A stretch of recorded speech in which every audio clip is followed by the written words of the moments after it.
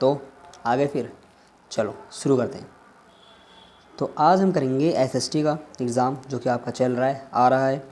तो ये टोटल जो है 40 नंबर का है ये। और जो आपका फर्स्ट क्वेश्चन है वो है सही विकल्प का चुनाव कीजिए।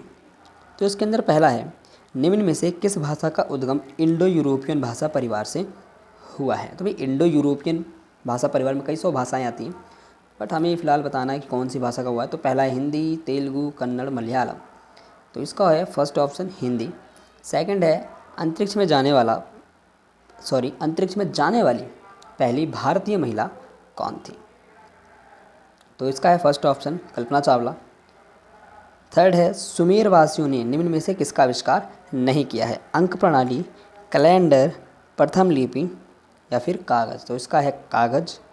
चौथा है भारत का राष्ट्र पशु कौन सा है। तो इसका आंसर है बाघ। लास्ट, संसार का सबसे बड़ा रेगिस्तान कौन सा है। तो इसका है पहला सहारा। उसके बाद प्रश्न नंबर 2 है, निम्न वाक्यों को पढ़कर सही के उत्तर में सही तथा गलत के उत्तर में गलत का निशान लगाइए।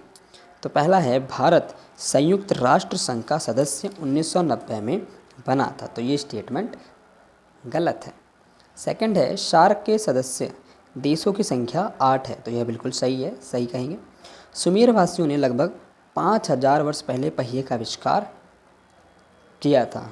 तो यह भी सही है। चांद पर पहुंचने वाला प्रथम व्यक्ति नील आर्मस्ट्रांग था। बिल्कुल सही। लास्ट है पहली डाक सेवा लगभग 200 साल पहले चीन में शुरू हुई थी। तो ये गलत है भाई, 200 साल पहले नहीं हुई थी। फिर है प्रश्न नंबर 3, भारत में पहली रेलगाड़ी कब चली थी। भारत में पहली रेलगाड़ी 16 अप्रैल 1853 को 400 यात्रियों के साथ बम्बई से ठाणे की ओर चली थी।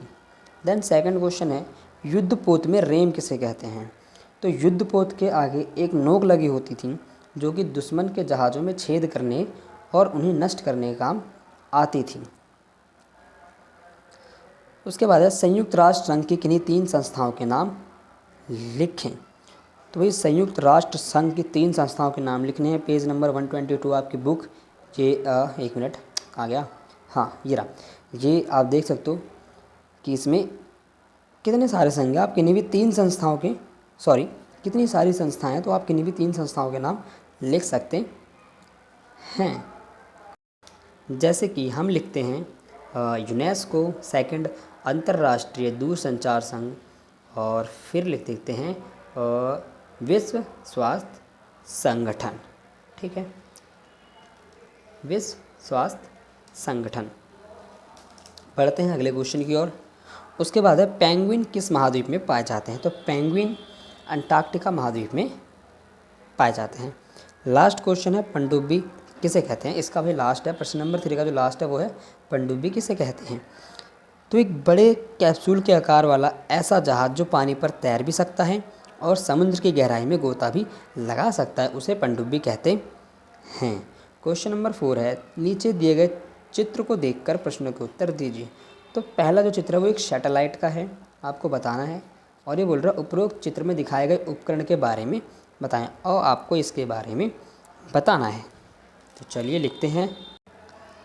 हम लिख सकते हैं कि यह एक मानव निर्मित उपग्रह है जो कि पृथ्वी के चक्कर लगाता है, और इनकी सहायता से हम जो है टेलीविज़न कार्यक्रम, टेलीफोन, दूरसंचार और मौसम की जानकारी ले सकते हैं और ठीक इसी प्रकार से कुछ गुप्तचर उपग्रह भी होते हैं जो कि पृथ्वी पर की बहुत छोटी छोटी पिक्चर्स क्लिक करते हैं अंतरिक्ष से। तो आप इसको लिख सकते हैं कुछ इसी टाइप से। इसी का जो सेकंड पार्ट है, यहाँ पर एक सिंबल दे रखा है, ट्रैफिक रूल सिंबल दे रखा है, और बोल रहा है उपरोक्त चिन्ह को आपने कहाँ लगे हुए देखा है, बताइए कि यह चिन्ह क्या दर्शाता है।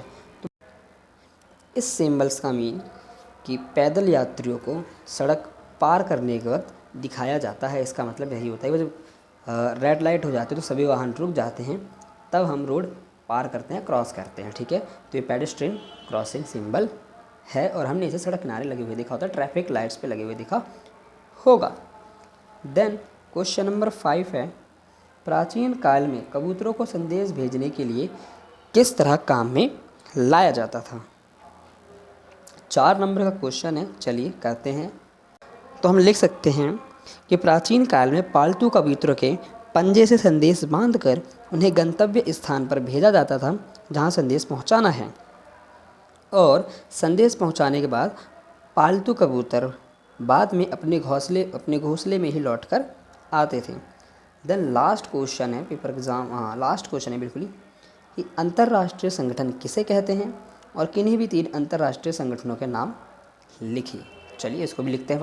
तो हम इसका लिख सकते हैं कि ऐसे संगठन जो विश्व के विभिन्न देशों से मिलकर बने होते हैं उन्हें अंतर्राष्ट्रीय संगठन कहते हैं। और 3 अंतर्राष्ट्रीय संगठनों के नाम भी 3 अंतर्राष्ट्रीय संगठनों का नाम निम्नलिखित हैं। पहला संयुक्त राष्ट्र संघ, दूसरा गुट निरपेक्ष आंदोलन, और तीसरा दक्षेस यानी कि शार्क। ये आपकी बुक्स के ही आंसर है, ये आपकी बुक में के आंसर है सारे।